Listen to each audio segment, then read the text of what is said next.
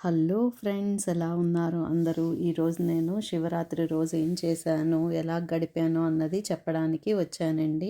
Sorry అండి, కొంచెము ఇది లేట్ అయ్యింది, ఏమనుకోవద్దు.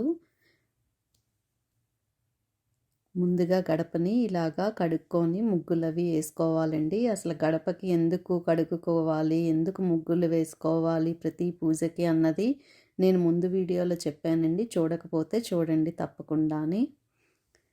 చూశారు కదా, దేవుడి దగ్గర ఇలాగా అన్నీ సిద్ధం చేసుకున్నాను. ఉదయం నేను శివదేవుని పూజ చేశానండి. అది ఎలా చెయ్యాలి ఏంటి అన్నది నెక్స్ట్ వీడియోలో చెప్తాను. నాకు వీడియో లెంత్ ఎక్కువ అవుతుందండి, అందుకని చెప్పట్లేదు ఇప్పుడైతే. ముందుగా ఇలా పటాలని రెడీ చేసుకొని, ప్రసాదాలని రెడీ చేసుకొని, చూశారు కదా చూపించినట్టుగా అన్నీ రెడీ చేసుకొని పెట్టుకున్నానండి. పువ్వుల్ని అన్నిటినీ రెడీ చేసుకొని పెట్టుకున్నాను.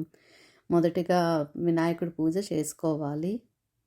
ఆచమనం చేసుకొని వినాయకుడి పూజ మొదటిగా చేసుకోవాలి.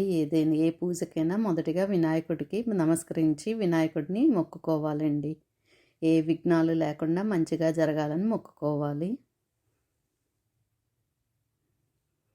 చూశారు కదా, ఇలాగా ధూపం దీపం చూపించి ప్రసాదం చూపించి వినాయకుడికి మొదటిగా వినాయకుడి పూజ కంప్లీట్ చేశానండి. అప్పుడు శివుడి పూజ దగ్గరికి వెళ్ళాను.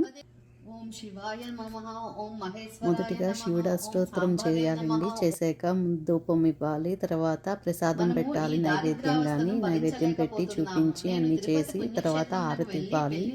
ఆరతి ఇచ్చాక ఇగో ఇలా చదువుతున్నానండి. బుక్ ఉంటుంది, కథ ఉంటుంది. ఆ కథని ఫస్ట్ చదవాలి. నేను మొత్తం ప్రాసెస్ నెక్స్ట్ వీడియోలో చెప్తానండి. ఈ వీడియోలో చెప్పడానికి నాకు టైం లేదు. ఇంకా ఇప్పుడైతే ఉదయం ఇలా చేసుకున్నాను. సాయంత్రం చూడండి ఏం చేసుకున్నాను.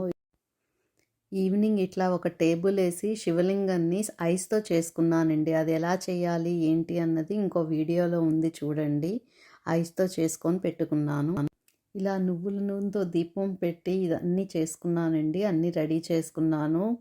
వెంకటేశ్వర స్వామి గానామృతం పెట్టుకున్నానండి.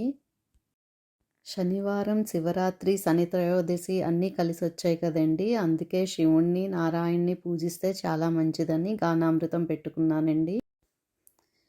గానామృతం అంటే పద్మావతి దేవి వెంకటేశ్వర స్వామి కళ్యాణం అండి. చాలా చాలా బాగుంటుంది. అది కూడా ఎలా చేయాలో వేరే వీలాగ్లోని మీకు చూపిస్తాను. కానీ ఇప్పటికైతే నాకు ఇప్పుడు ఏం చేశాను అన్నది చూపిస్తున్నానండి. ఒక 7గురిని పిలిచాను. ఇగో ఇలాగా మేము అందరూ కలిపి గానామృతాన్ని చదువుతున్నాము.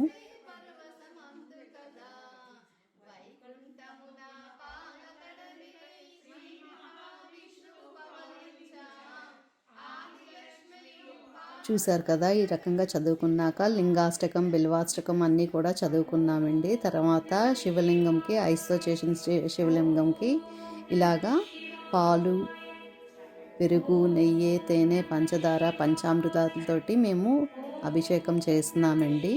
మేమే కాకుండా వచ్చిన వాళ్ళందరి చేత చేయించాము ఇలాగా.